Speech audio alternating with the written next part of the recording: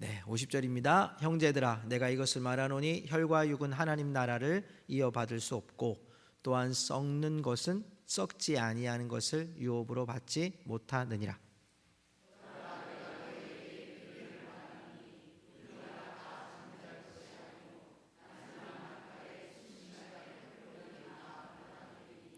나팔 소리가 나매 죽은 자들이 썩지 아니할 것으로 다시 살아나고 우리도 변화되리라.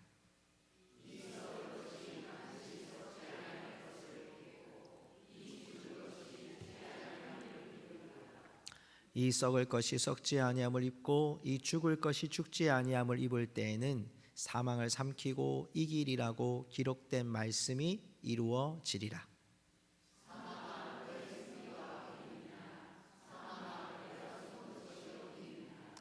사망이 쏘는 것은 죄요 죄의 권능은 율법이라.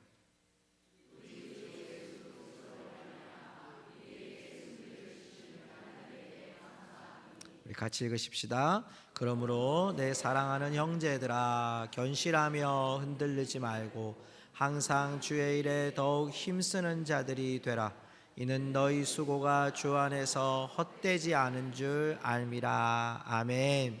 자리에 앉으시기 바랍니다.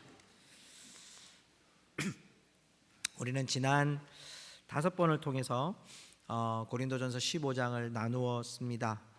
부활의 확실한 증거가 있는 그 부활의 역사를 살펴보았고요. 부활의 첫 열매 되시는 예수님, 그리고 죽은 자의 부활을 통해서 하나님 나라가 완성되고 또 우리가 영생을 얻게 되는, 그러기에 바울이 자신은 날마다 이 부활의 소식 때문에 죽노라라고 고백하면서 깨어 의를 행하자고 함께 고백했습니다. 그리고 지난주에는 우리가 변화될 우리의 모습은 부활의 완전한 부활체로 변화된다는 사실을 함께 나누었습니다. 성도 여러분, 우리는 누구입니까? 부활이 예정된 부활체로 변화될 하나님의 백성들인 줄로 믿습니다. 우리 옆에 분에게 이렇게 한번 고백합시다. 당신은 하늘의 형상을 입으셨습니다. 네, 아멘. 어떤 형상을 입으셨다고요? 네, 여러분 보이지 않지만요, 하나님이 여러분을 다 하늘의 형상으로 입히셨어요. 네, 저는 아직 안 보이는데 날개도 있으신 것 같아요. 오늘은 날아가지 마시고 말씀 잘 듣고 우리가 하나님께서 우리에게 주신 하늘의 형상을 가진 자로 오늘도 축복된 하나님의 은혜가 있기를 축원합니다. 자, 오늘은 마지막 시간으로요, 이 부활의 하나님의 시나리오를 우리에게 보여줘요. 여러분, 시나리오는 기승전결이 있죠. 처음에 어떻게 드라마가 시작되고 마칠 때 어떻게 드라마의 해피엔딩으로 끝나는 건지, 이런 것들을 쭉 표현하는 것처럼 오늘 이 부활에도 예수님께서 우리에게 특별히 3가지의 큰 이 시나리오를 보여줘요. 한번 따라 합시다. 변화되리라, 입히시리라, 이루어지리라. 하나님이 우리들을 변화시키시고 하나님이 우리를 입히시고 하나님이 그것을 통해서 하나님의 말씀이 완성되는 사건을 오늘 우리에게 보여줍니다. 바울이요, 오늘 본문 50절에서 다시 한번 명백하게 우리의 부활을 증거해줘요. 50절 말씀을 보세요. 50절 말씀에 보면 이렇게 비교를 합니다. 혈과 육은 하나님 나라를 이어받을 수 없고, 혈과 육, 지금 우리가 가지고 있는 육신을 말해요. 또 썩는 것은, 이것도 우리 육신이죠. 우리 몸이 다 썩어지는 것은 썩지 아니하는 것은 하나님의 나라예요. 천국을 유업으로 받을 수 없습니다. 그 말은 우리가 한계가 있다는 거예요. 우리 육신이 한계가 있어서 우리 육신으로는 하나님 나라에 들어갈 수가 없다는 거예요. 우리의 죄의 본성을 가지고 있고 썩은 육신과 썩어질 육신과 죄의 본성이 가지고 있는 죄의 모습, 그래서 고린도전서 6장 9절에는요, 불의한 자가 하나님의 나라를 유업으로 받지 못할 줄을 알지 못하느냐. 불의한 자라는 것은 우리 자신은 죄로 인해서 죄가 되어진 몸이에요. 이 썩어지는 몸으로는 하나님 나라에 들어갈 수가 없습니다. 그러면 하나님의 시나리오는 뭘까요? 자, 오늘 본문 말씀 51절을 보세요. 51절에 보면 이렇게 구절이 나옵니다. 홀연히 다 변화되리니. 52절에 보면요, 우리도 변화되리라. 53절에는요, 썩지 아니할 것을 입겠고 이 죽을 것이 죽지 아니함을 입으리로다. 변화되리라와 입으리로다는 동일한 의미의 뜻을 가지고 있어요. 여러분, 여기에 대한 변화되리라 51절의 말씀에 보니까 다 변화되리라 그랬습니다. 성도 여러분, 내가 너희에게 비밀을 말하노니, 이 여기에 비밀은요, 성경에서 이 비밀을 여러 번 사용하고 있는데, 여기에 있는 이 비밀이라는 말은 로마서 11장 25절에 보면 이런 구절이 있어요. 형제들아, 너희가 스스로 지혜 있다 하면서 이 신비를 너희가 모르기를 내가 원하지 아니하노니, 이 신비는 이방인의 충만한 수가 들어오기까지, 이렇게 돼 있어요. 여기 이 신비라는 말과 비밀이라는 말이 동일한 의미로 사용됐어요. 무슨 뜻이냐면 이방인의 충만한 수가 들어오기까지, 이 말은 예수님이 이 땅에 다시 오실 때 이걸 말하는 거예요. 하나님께서, 예수님께서 뭐라고 말씀하셨냐면, 내가 이 땅에 복음을 전할 때 땅끝까지 복음이 다 전해질 때 내가 오리라 했거든요. 이방인의 충만한 수가 다 찼다는 얘기는 예수님이 오실 때가 되었다는 얘기예요. 그 비밀을 말하는 거예요. 묵시적으로 장래에 일어날 일, 종말적인 진리를 표현할 때 신비, 비밀이라는 표현을 쓰고 있는 거죠. 하나님의 마지막 구원의 사역이 이루어질 그때에 오늘 51절 말씀이에요. 홀연히 다 변화되리니. 여러분이 홀연히라는 말은요, 순식간에, 하나님의 시나리오의 첫 번째 원칙은요, 홀연히 순식간에 우리를 변화시켜 주실 줄로 믿습니다. 이게 하나님의 첫 번째 시나리오예요. 그런데 그때 나타나는 신호가 나타나요. 51절에도요, 하나님의 나팔 소리라고 표현되어 있어요. 마지막 나팔 소리에 순식간에 홀연히 하나님이 우리들을 변화시켜 버리시는 거예요. 지금 우리의 육체가 아니라 하나님이 부활체로 변화시키는 시나리오가 하나님의 나팔 소리 가운데 일어나는 거예요. 데살로니가전서 4장 16절에 보면요, 주께서 호령과 천사장의 소리와 하나님의 나팔 소리로 친히 하늘로부터 강림하시리니 라고 되어 있어요. 한번 따라 할까요? 하나님의 나팔 소리로. 자, 예수님이 오실 때 뭐가 들린다고요? 하나님의 나팔 소리. 우리가 지난 주일날 불렀잖아요. 하나님의 나팔 소리. 여러분, 정말 주님이 오실 때 지금까지 우리가 들리지 않았던 나팔 신호가 우리의 신호가 되어서, 나팔 소리가 우리의 신호가 되어서 우리의 몸이 홀연히 변화될 줄로 믿습니다. 여러분, 그 믿음으로 우리가 살아가는 거예요. 그러니까 지금 우리의 육신이 조금 쇠해진다고 할지라도요, 여러분 염려하지 마세요. 여러분의 마음 속에, 또 우리가 살아가는 인생 속에 내가 좀 뒤처진 것처럼 보일 수 있고요, 나이가 좀 많이 들은 것 같이 보일 수 있다 할지라도요, 여러분 염려하지 마세요. 우리는 예수 그리스도의 부활체로 완벽하게 우리를 변화시키시는 주님의 시나리오 안에 우리가 거하고 있는 줄로 믿으시기 바랍니다. 여러분, 그것이 우리의 믿음이에요.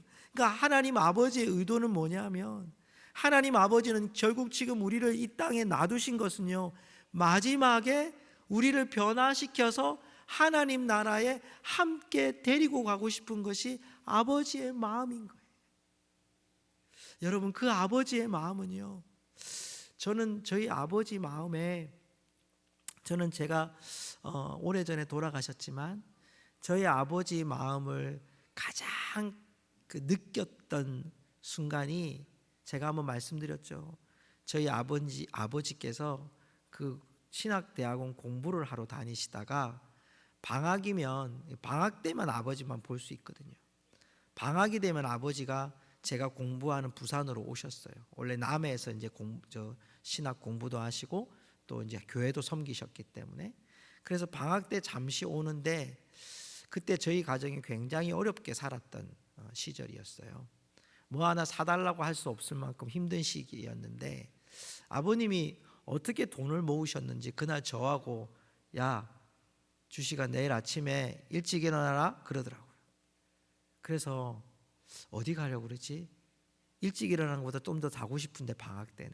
근데 일찍 일어나래요. 그래서 아버지가 일찍 일어나는데 뭘 주섬주섬 챙기시더니 저하고 버스를 타고 가는데 1시간을 타고 가요. 그래서 어디 가나 봤더니 제가 어느 날 한번 아버지한테 너 소원이 뭐냐? 그래서 저 야구장 한번 가고 싶어요. 그랬어요. 초등학교 4학년 때.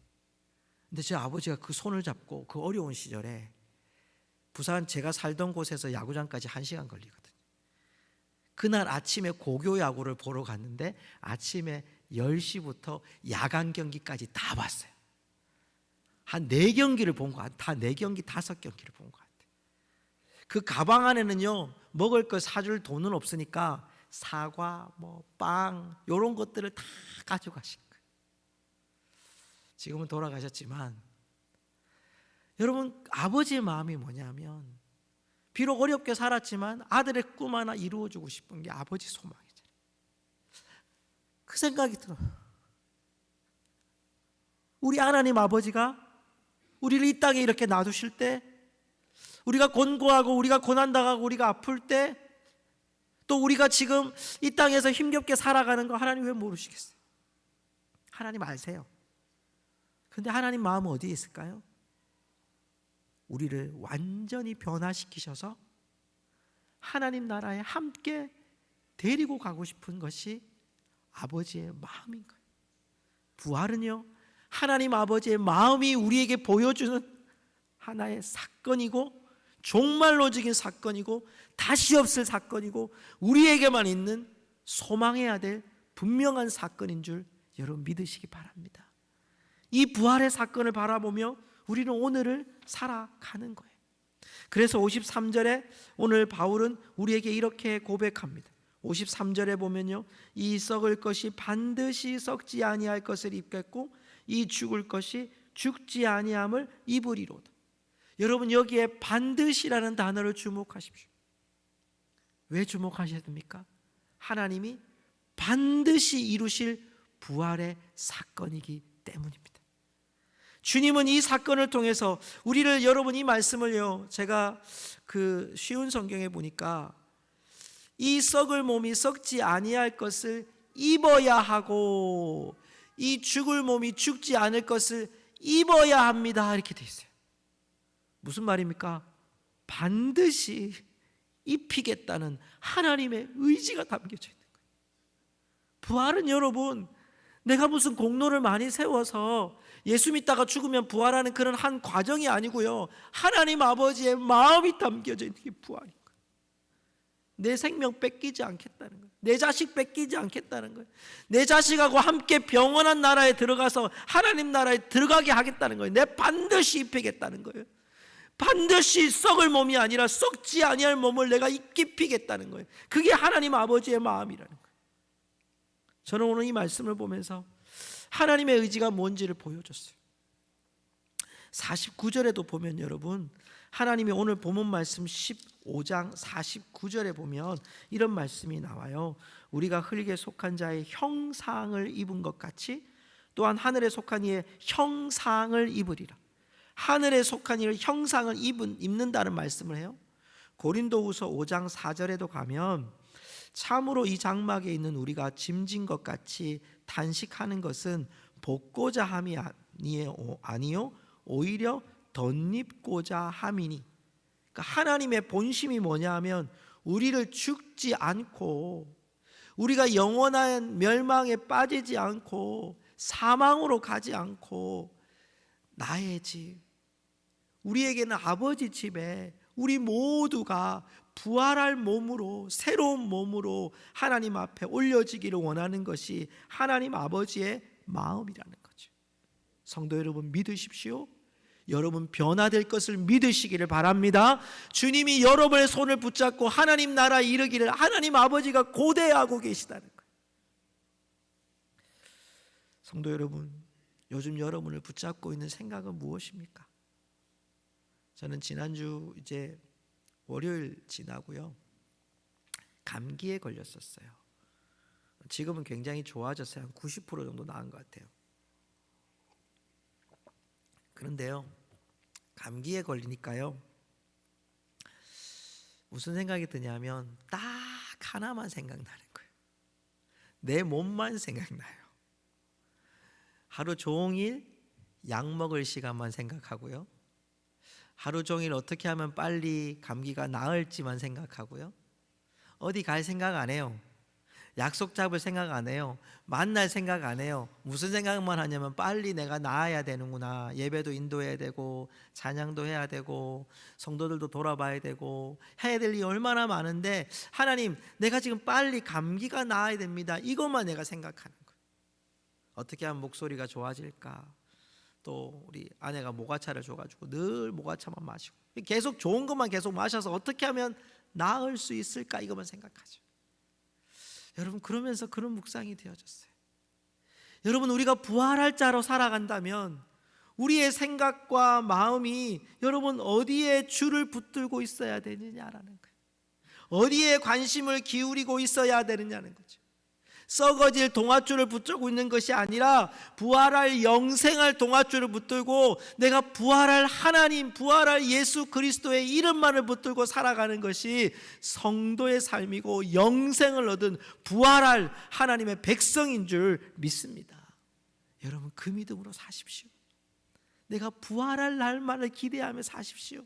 부활할 날 것만 부활할 것을 우리의 머릿속에 마음속에 생각하며 사십시오. 그것이 우리의 소망이 되어질 겁니다. 그것이 우리의 삶을 여러분 정말 심플하게 살아가게 할 겁니다. 너무 많은 것들이 우리 속에 얽어매지 않도록 우리를 인도해 줄 겁니다. 여러분, 이것이 우리 가운데 하나님이 우리에게 정말 변화시키시고 입히시는 그 역사가 오늘 말씀에 또 하나 하나님의 그 의지가 또 하나의 하나님의 의지로 드러나는 것을 54절 이하에서 발견하게 돼요. 자, 54절을 한번 볼까요? 54절에 보면요, 이렇게 되어 있습니다. 본문 말씀 54절에 보면요, 이 썩을 것이 썩지 아니함을 입고 이 죽을 것이 죽지 아니함을 입을 때에. 자, 지금까지 나왔던 얘기죠. 우리가 썩을 육신이 아니라 하나님 나라의 부활체가 되어지고 이 죽을 것이 죽지 아니함, 이제 우리가 영원한 삶을 살아가는 것을 입었을 때, 부활체를 입었을 때, 자, 이루어지는 걸 보세요. 우리 한번 같이 읽어봅시다. 사망을, 시작. 사망을 삼키고 이기리라고 기록된 말씀이 이루어지리라. 아멘. 뭐가 이루어져요? 아멘. 뭐라고요? 정확하게 기억하십시오. 부활은요, 하나님의 말씀이 이루어지는 현장인 줄 믿습니다. 하나님 말씀이 이루어지는 거예요. 왜 내가 부활하게 만드느냐? 왜 내가 영생하게 하느냐? 결국은 사망을 삼키고 이기는 하나님의 역사가, 종지부를 찢는 시나리오가 완성되는 것이다 라고 말씀하는 거죠. 여기에 사망을 삼킨다라고 하는 의미는 카파피노라는 건데요, 단번에 마치 여러분 큰 상어와 큰 고래가 고기를 한 번에 여러분 잡는 것처럼 단번에 사망 권세를 무너뜨리는, 사망 권세를 무력화시키는 것이 하나님의 뜻이다, 하나님의 뜻이 이루어지는 것이다 라고 우리에게 말씀하는 거예요. 그래서 더 이상 사망이 지금까지는 왕노릇했어요. 죄를 지으면 사망, 율법을 어기면 사망, 이렇게 우리들을 죄의 얽매일 속에 살아가게 만들었는데, 예수 그리스도의 권세는, 예수 그리스도의 다시 오시는 재림은, 하나님이 우리에게 주신 부활은 더 이상 사망이 없는 곳이 되는 것은 사망을 하나님이 깨트려 버리시는 거예요. 보십시오. 여러분 55절을 볼까요? 55절 본문 말씀 우리 한번 보십시오. 눈으로 한번 읽어보십시오. 55절 제가 읽어볼게요. 사망아, 너의 승리가 어디 있느냐? 사망아, 내가 쏘는 것이 어디 있느냐? 여기 쏜다는 말은요, 정갈이 독침을 쏘는 것과 같은 표현이에요. 사망아, 너가 지금까지는 왕노릇 했지. 사망아, 너 지금 승리한다고 했지. 사망이 쏘아서 우리를 죄의 권능은 율법이라고 우리를 죄에 대해서 율법이 우리를 죄를 징치해 주었다. 죄가 뭔지 가르쳐 주었다. 그러나 이제 더 이상 제가 이 말씀을 현대어 성경으로 읽어드릴게요. 오 죽음아, 내 승리는 어디 있느냐? 내 독침은 어디 있느냐? 죄 곧 죽음을 가져오는 독침은 없어지고 우리의 죄를 폭로하는 율법도 이제 더 이상 우리를 재판할 수 없을 것입니다. 아멘. 우리를 재판할 수 있다고요? 없다고요. 왜? 예수 그리스도의 권세가 우리를 완전한 부활체로 바꾸어 주셨기 때문입니다. 성도 여러분, 승리를 주신 하나님, 57절에 오늘 본문은 우리에게 이렇게 말하고 있습니다. 우리 주 예수 그리스도로 말미암아 우리에게 승리를 주신 하나님께 감사하노니. 여러분, 여기에 나오는 승리를 주신다라는 표현은 승리를 수여한다라는 표현이에요. 근데 저는 이 말씀을 보면서 와, 되게 마음이 뛰었어요. 왜 뛰었냐면 승리를 주신다는 것이 한 번 이긴다는 게 아니고요, 계속 이긴다는 거예요. 주님이 오실 때까지 우리에게 승리가 계속 주어진다는 거예요. 여러분, 그 승리자가 되신 것을 축복합니다. 우리 옆에 분에게 이렇게 인사합시다. 당신은 승리자가 될 자격이 있습니다. 네, 우리가 누구냐 하면 예수 그리스도로 일면 완전한 승리자가 되어진 자들. 이제 우리가 여러분 예수 그리스도 안에 부활로 인하여 이제 우리는 승리할 자들로 이 땅을 살아가는 거예요. 근데 바울이요, 로마서 6장 10절에서 11절까지 우리에게 한 가지 요청을 해요. 그 부활의 사람으로 살아가는 자들에게 이렇게 살아야 합니다. 제가 그 초록색 되는 부분만 우리 같이 한번 읽어볼까요? 너희도, 시작. 너희도 너희 자신을 죄에 대하여 죽은 자여 그리스도 예수 안에서 하나님께 대하여는 살아있는 자로 여길지어다. 아멘. 자, 하나님께 대하여 우리는 어떤 자라고요? 살아있는 자. 살아있는 자. 부활을 가지고 산 자들은 지금 이 땅 가운데 우리가 죽은 자로 사는 게 아니라 하나님 앞에서 우리는 살아있는 자로 늘 죽음에 동참하는 삶으로 살아가는 자들, 예수 그리스도의 죽음에 동참하는 사람으로 그곳으로 뛰어드는 자들로, 주저하지 않고 뛰어드는 자들로 살아가는 자라고 오늘 우리에게 말씀하고 있어요. 자, 그러면 마지막으로 어떻게 우리가 살아가야 하느냐는 거예요. 58절 같이 읽어보겠습니다. 58절 같이 읽겠습니다. 시작. 그러므로 내 사랑하는 형제들아, 견실하며 흔들리지 말고 항상 주의 일에 더욱 힘쓰는 자들이 되라. 이는 너희 수고가 주 안에서 헛되지 않은 줄 알미라. 아멘. 자, 이 구절을 여러분 잘 보시고요, 여기서 우리가 어떻게 하면 예수 그리스도의 이름으로 죽은 자, 예수 그리스도의 이름으로 죽은 자로, 죽음에 동참하는 자로 살아갈 수 있는지를 두 가지를 이야기해요.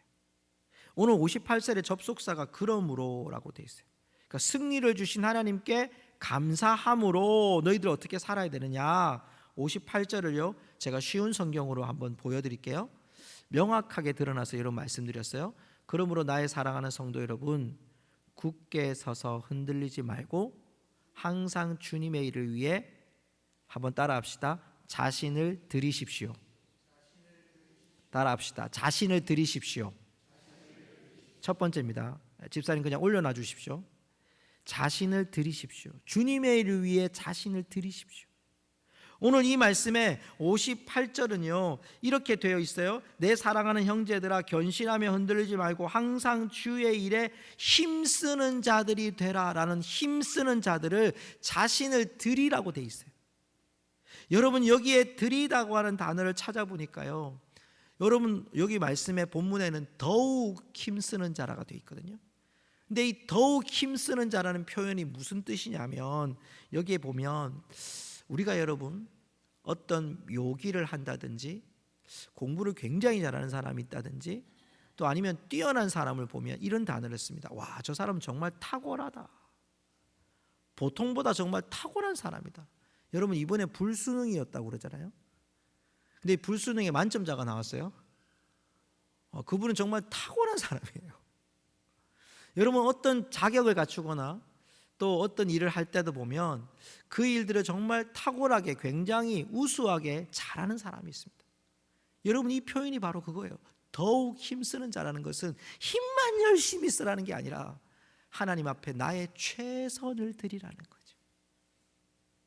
성도 여러분, 우리가 하나님 앞에 정말 그리스도의 죽음에 동참하고 부활을 소망하는 자들은 자신을 탁월하게 준비하여 하나님께 드리는 거예요. 제사의 용어예요. 이스라엘 백성들이 제사를 드릴 때 하나님 앞에 제물을 드릴 때요, 어떻게 드립니까? 흠 있는 거 드리지도 못해요. 심지어는요, 몸에 점이 있어도 못 드려요. 깨끗해야 돼요. 오다가 혹시 시체를 밟았다든지 그러면 그것도 부정해서 못 드려요. 하물며 우리가 하나님 앞에 얼마나 연약하고 얼마나 부족하고 얼마나 흠이 많은 자인데, 하나님이 우리에게 요청하시는 것은요 1등이 아니고요, 너에게 지금 하나님의 힘쓰는 것이 너의 정말 탁월함이냐, 최선이냐, 그 최선을 하나님께 드리십시오. 그것이 예수 그리스도의 죽음과 부활에 동참하는 삶이라고 얘기하는 거예요. 두 번째는요, 그 수고가 주님을 위해 일한 여러분의 수고는 결코 헛되지 않는 것임을 기억하시기를 바랍니다. 한 번 더 따라 합시다. 결코 헛되지 않습니다. 여러분, 너희 수고가 헛되지 않다는 것은 하나님 앞에 최상품으로 최선을 다해서 열심을 들은 그것이 여러분의 삶 속에 견실하고 흔들리지 않고 살아가는 삶을 하나님이 기억하신다는 겁니다. 그 말은 다른 말로 얘기하면 부활의 생명으로 수고한 그것을 하나님이 보증하신다는 뜻입니다. 승리를 기대하는 삶은요, 하나님께 인정받는 수고를 아끼지 않는 삶인 줄로 믿습니다.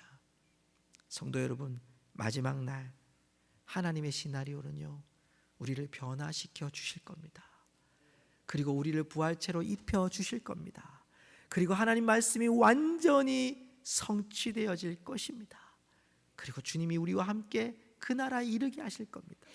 그러기 위해서는 우리의 삶을 하나님께, 자신을 하나님께 드리고 그 수고가 하나님께서 다 기억하신 바가 된 줄 믿고 탁월함을 다해서 최선을 다해서 하나님께 우리의 헌신을 드리고 부활의 삶으로 살아가는 우리 성도들이 되시기를 주의 이름으로 축복합니다. 말씀을 맺겠습니다. 지난 금요일에 개그우먼이죠, 조혜련 집사님의 간증을 저희가 금요일날 기도회를 함께 드리면서 기도회를 했었어요. 금요일마다 제가 이제 다니엘 기도에 나오셨던 분들 중에 함께 기도할 분들을 간증을 듣고 기도하게 되는데, 제가 조혜련 집사님 보면서, 여러분 저분은 예전에 남녀 호랑교를 믿었던 분이고요, 가족들이 다 믿었습니다. 그런데 얘기를 듣는 가운데 예수님을 영접하게 되고 지금은 성경의 바람잡이라고 해서 성경을 낭독해서 많은 사람을 나눠주기도 하고, 또 지금은 스스로 신학대학원까지 가셔서 역사학을 공부하고 박사 코스까지 다 밟았어요. 그리고 지금 기독교 방송에 가면 50소라고 그래서 성경을 창세기부터 신약 지금까지 들어왔는데요, 하나하나 다 설명해주는 프로그램을 자신이 직접 설명을 해요. 너무너무 쉽게 다가오도록 만들어주시는데, 제가 간증을 듣다가 우리 금요일날도 잠깐 말씀을 드렸는데 충격적인 이야기를 들었어요. 마지막에 이 조혜련 집사님의 이제 어머니를 통해서 듣게 된 거죠. 모든 가족이 다 그 남녀호랑교를 믿고 있을 때 그 어머니가 나중에 고백하는데, 너희 아버지가 매일 새벽 기도를 갔다? 이렇게 얘기해요. 굉장히 충격적이었어요. 그냥 조혜련 집사님이 예수 믿고 모든 사람들을 구원받게 했구나 라고 생각했는데, 그 아버지는 어쩌면 완성되지 못한 뜻을 하나님께 기도하면서 죽음을 맞이한 거예요. 다 믿으니까 나 혼자서는 버틸 수 없으니까 새벽에 늘 가서 하나님께 기도한 거예요. 사람이 보면 실패한 거잖아요. 가족 구원에 실패한 거 아니에요. 다 믿고 자기 죽을 때까지 가족들 안 돌아왔잖아요. 그런데 하나님은 어떤 분이에요? 그분의 죽음을 헛되이 하지 않았다는 거예요. 그분의 수고를 헛되이 하지 않았다는 거예요. 어떻게 그 딸에게 하나님이 예수 그리스도를 믿게 하시고 그 어머니가 수도 없이 성경을 읽으면서 예수 그리스도를 영접하고 병이 고침받고 지금은 거의 모든 가족들이 예수 믿고 구원받는 새로운 사람이 될 수 있었을까요? 한 사람의 어쩌면 이루어지지 못했던 끊임없는 그 수고의 기도가, 하나님 앞에 탁월함으로 드렸던 부활의 신앙이 당대에 맺히지 못했지만 그의 죽음 이후에 하나님이 그 가정을 완전히 변화시키는 역사를 보여주셨습니다. 성도 여러분, 우리의 부활 신앙은요, 내가 죽고 천국 가는 정도의 부활 신앙이 아니에요. 여러분의 부활 신앙은요, 하나님이 우리를 데려가실 뿐만 아니라 하나님 아버지께서 이 땅에 구원의 계획을 성취하고자 하는 하나님의 뜻이 부활에 담겨져 있다는 것입니다. 성도 여러분, 이제 우리의 삶 속에 부활의 확고한 믿음, 증인으로 흔들리지 말고 견실하고 하나님 앞에 우리가 정말 자신을 들여서 그 수고를 헛되지 아니하시는 하나님의 역사를 통해 우리 모두가 부활의 주인공이 될 수 있기를 주님의 이름으로 축복합니다. 우리 함께 한번 하나님을 찬양하기 원합니다. 제가 참 좋아하는 찬양 중에 하나인데요, 예수는 내 힘이요 라는 찬양.